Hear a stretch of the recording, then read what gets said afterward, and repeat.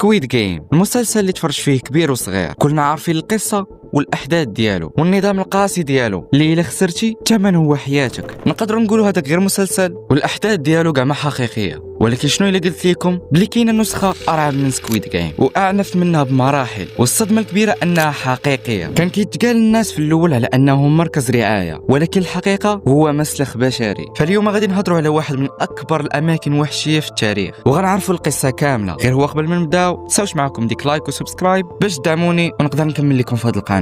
ومعاكم الفا، نبداو الفيديو.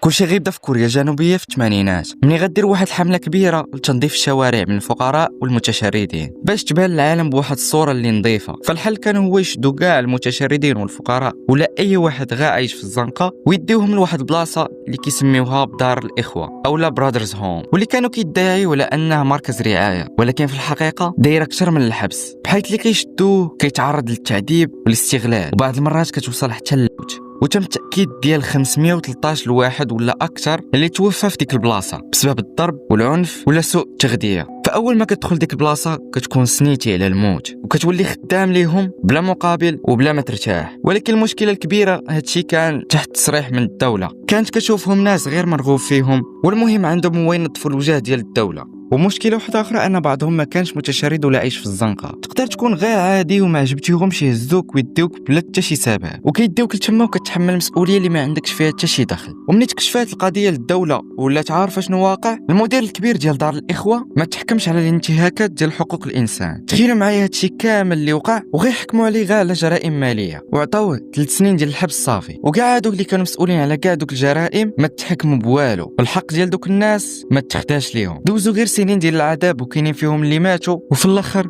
خرجوا خاسرين كلشي.